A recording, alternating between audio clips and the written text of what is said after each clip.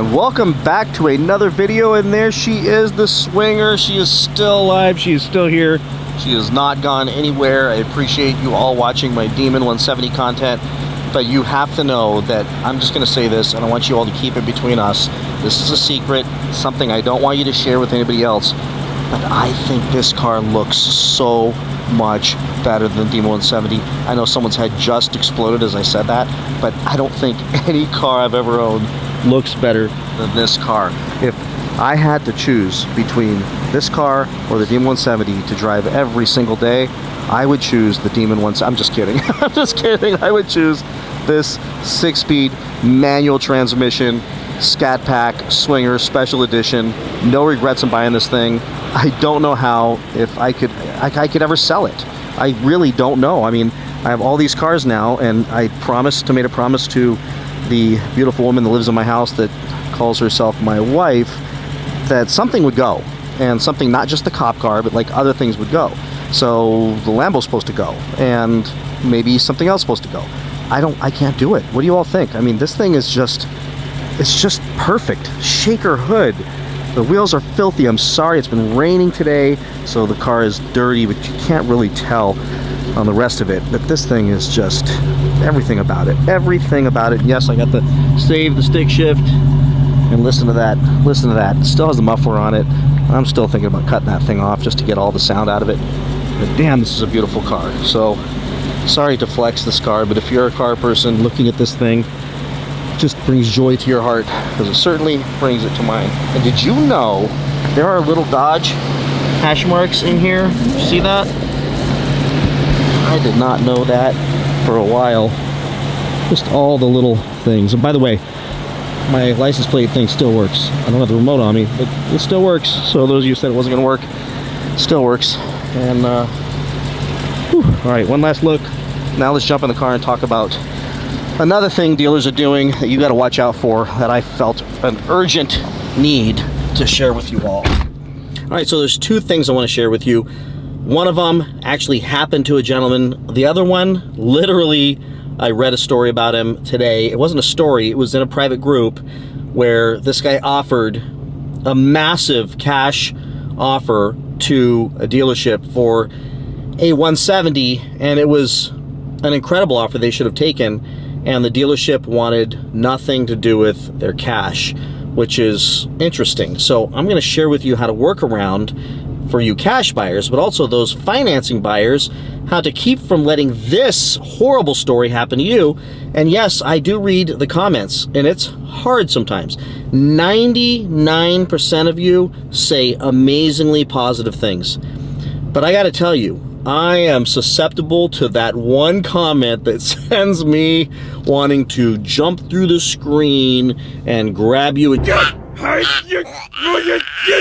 shake the brains back into your head.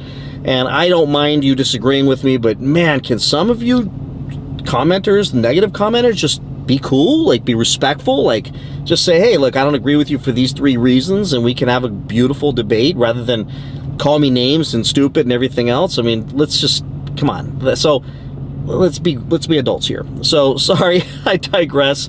But this comment that I read struck me, and I'm gonna leave his name out of it, but if he messages me on Instagram, I'll do a follow-up video to this situation, and maybe we name some names. But I don't want to jump on a bandwagon after we just completely, hopefully affected a tremendous win with that U.S. soldier on the Demon 170 issue against Mac Haik,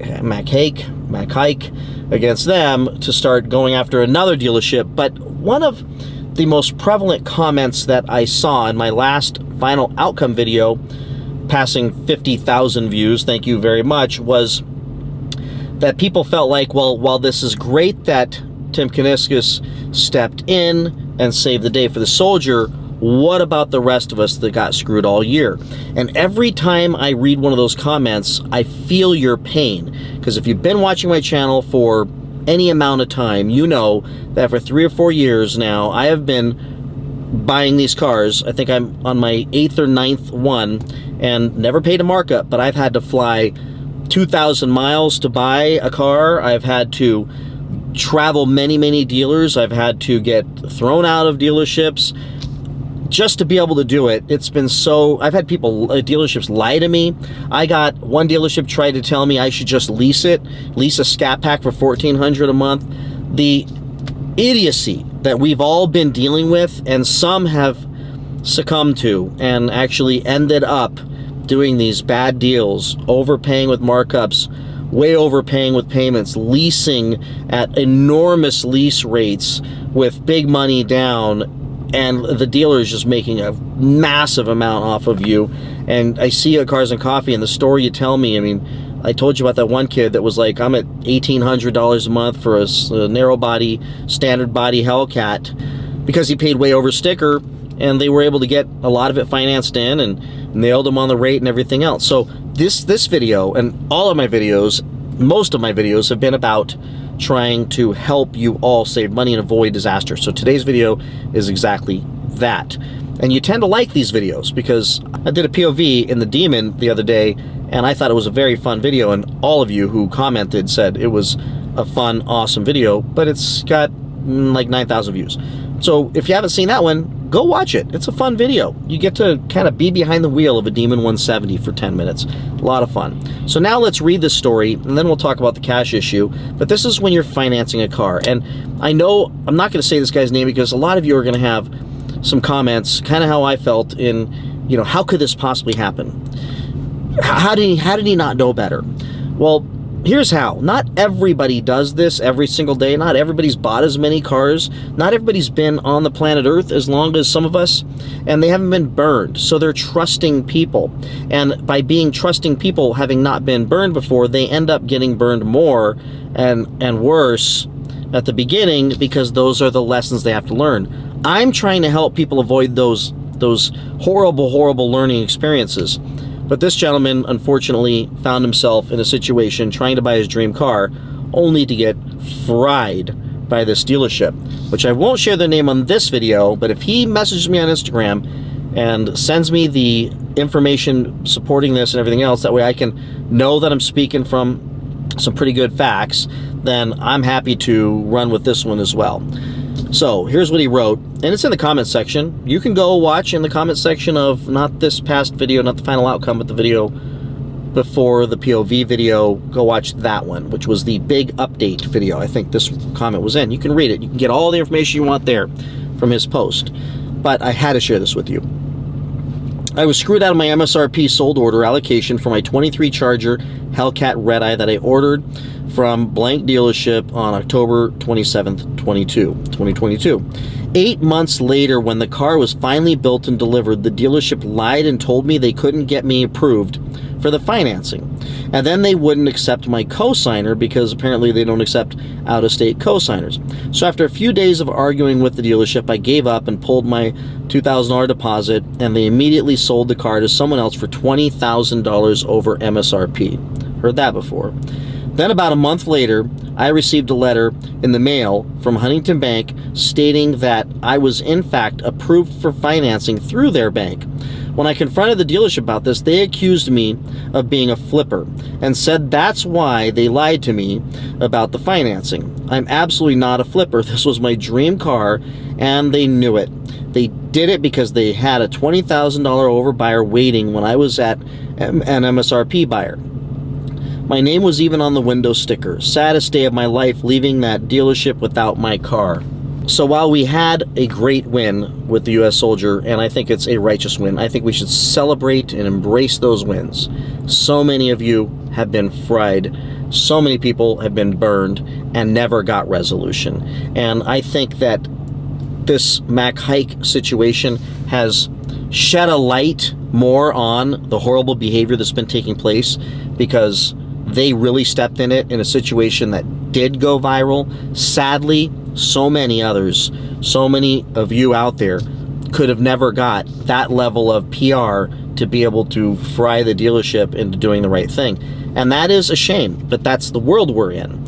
And I look at it like that story about the starfish, the man walking on the beach, and there's all these starfish out there dying on the beach, and he picks one up, throws it in, and his buddy says, "Hey man, why are you wasting your time throwing that starfish back in the ocean?" you're not going to make a difference. And he says, I made a difference to that one. So the way we look at it here is we made a difference for that soldier. But for this gentleman and so many others that have commented, we can't save. We can't save everybody. It would be beautiful if we could. But what we have done is brought a light to this kind of behavior. And I do this video because I know that Tim, and I know that his team, and I know that the execs are watching our channel. I know they're watching this channel and so many other channels. And when they hear this stuff, I'm hoping it just grates on them that they just do something. They finally do something with these dealers. And I don't know what they could do, but I'm sure they could do something. And moving into 2024, something has to be done. There's still lots of cars that have yet to have been delivered, which is why I shared this story. So what could this gentleman have done differently?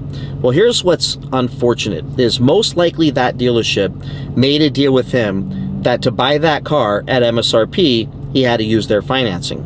That gave them a way to plan out their screwing of him in the event they found somebody who would pay more. Meaning, you have to go through our financing. They run him through one bank, they get him approved, they tell him he's not approved, and then he can't get the car, and he, believes it and is bummed out and walks. Now, when somebody tells you not approved, think of the psychology behind that, which is, I suck, I'm a loser, I'm a bad person, I must not, I'm not worthy of this car, all these horrible things. It's all psychological. They make us feel this about ourselves when they tell us this Toyota dealership out here in the desert did this to me after I told them I was going to pay cash for the car, but if they could beat the rate of my credit union, then so be it. Maybe I would consider using them. And they said, well, your FICO score is, 2 points too low. Or they do this to get in your head so that you feel fortunate that you got the deal. Well, these guys come back and tell him you don't got the car, knowing that's just going to make him go away. They didn't give him the option to show up with his own financing, probably. But what could he have done to prevent this? And I'll tell you, sadly, when you're dealing with a crook, there's not a lot you can do. Crooks are going to find ways, especially very experienced crooks are going to find ways to do you dirty. And if you don't do people dirty all the time, you're not going to be able to see that coming when it happens. But I will tell you, I'll say this for the 10,000th time on my videos, get pre-approved with your credit union, have your loan approval in hand, and you can tell them straight up, I'm good with your financing as long as it is at or better than the rate that I'm currently getting with my credit union. Here is my approval. And yes, he had 8 months to get that approval. That's okay. With Navy Fed, you can literally get an approval within an hour. Unless you're me, in which case it took a day because they were scratching their head, why in the hell I needed another $100,000 loan. But most of the time, like this car, it was 10 minutes they approved me for the loan. Right on your phone via the app. So before you go in there, you walk in there with an approval. But when you make the deal, let's say you ordered the car, which you're not able to do now, but if it's a different manufacturer, you say, I will use your financing because I know you want to make money on that, but I want to know that it's going to be better than my financing. And as long as it is, we will be good. What are they going to say to that? No, we want you to take a higher interest rate. They're not going to say that. And at the time, you want to put that in writing that I'll use your financing. Now, here's the reality of that situation. Could they still screw you over? Absolutely. You could show up with your financing. They say you're not qualified through their bank and screw you out of the car. I would tell you that there's some recourse there. There might be some legal action you might be able to take because there are some serious deceptive practices taking place. As long as you can go back and say, I had this. Now, with this gentleman, they sent the approval because remember, if you get declined for a loan, they have to send you, the bank has to send you within a short period of time, I think it's 14 days or 21 days, something like that. They have to send you a letter saying why they declined you, the reasons why, along with your FICO score. Well, this dealership obviously didn't think that went through because that bank that they said declined him sent the approval saying, congratulations, you're approved. And when he calls them, then they have to fall back and say, well, you're a flipper. What do you mean I'm a flipper? Why would you even think that? And then they blow him out of the deal to make an extra $20,000. So that is one of the scams you've got to watch out for when you make a deal with one of these dealerships. The next one is these cars where you're like, I'm gonna pay cash, so Brad, I don't have to deal with that stuff. Let me just make this really clear. Like, dealers don't care about cash. They don't make money on cash deals. Like, they make money on the profit of the car, and certainly if they nail you with a markup. But they lose money because they didn't get to do the financing. They didn't get to do the gap insurance. There's things that they can't sell you because you didn't do the financing with them. Not only that, every add-on that they try to sell you as you're wrapping up the paperwork in their finance office, the ScyllaJet, the Scotch coating guard or whatever on the seats, and all the BS that they want to sell you, they can't say to you, oh, that's only going to be $6 more a month, or even better, for no more money a month, I can add this on and you'll get a better rate, which they do as well, because they make more money on the add-on than they would on the rate. So if they sell you a $5,000, $3,000 package of add-ons, and then they were margining the interest rate from their buy rate to your rate that you're getting, if they're only going to make, I don't know, $40 a month on that extra rate spiff off of you making your payments on time, then they're going to make $2,500 or $5,000 on this add-on. They save that where they can drop their rate to their buy rate, and then sell you the $5,000 for the same exact payment you guys agreed to out on the sales floor. So remember, they want to do the financing. They don't want your cash. When you go in and tell them, I'm all cash, a whole bunch of people look back and go, great, this guy, one, thinks he's going to get a better deal because he's cash. He's going to think he's Billy Badass because he's got cash. He's going to flex on us the whole time that, I can't believe you're not taking my cash offer. No. So here's what you can do. If you are a cash buyer, you can go in there and say, look, I'm happy to do your financing, but I'd like a 3-day option to be able to go get my own financing. If they say no, the only way we're going to do this deal on this car, you use our financing, fine. Let them do the financing. Who cares what rate they give you? Take the car, roll off the lot, and then let the bank fund it and pay the loan off. What are you going to pay? 10 days of interest or something? You could pay the loan off. Number one thing you want to make sure, and I believe in most states they don't have this, it's not legal, it shouldn't be if it is, if it does exist, is make sure there's no prepayment penalties or huge loan fees to originate that loan. These are simple questions to ask, and generally there isn't. So as long as there isn't, as soon as you walk out of that dealership, you let them finance, you got the deal in the car. I hate to say we got to play these games with them, but they play the games with us. I've done that before. I bought an old Rolls Royce many years ago, and they were adamant. We had a special with a bank. You go through this bank, we'll give you the car for this price. Fine, I'll do it. I swear, the first payment came, I sent them the full amount of the money and paid the loan off. I was done. It wasn't a big loan. I didn't want a loan on that car. It didn't make any sense. It was too small of a loan. I didn't want to pay interest on it. Just at the time, it was such a small loan. I think it was $15,000 or $20,000. I was like, I don't need to pay this. I'll just pay the thing off. But if had I done the deal cash, they wanted $17,000 for the car. So I was able to get them down to like 15, I think it was. I can't remember what the hell it was, but anyways, like $2,000 difference. So keep that in mind, that just because you have cash does not make you king. Everybody says cash is king. No, cash loses people money. Financing makes people money. Same thing when you buy a house, same thing when you buy anything else.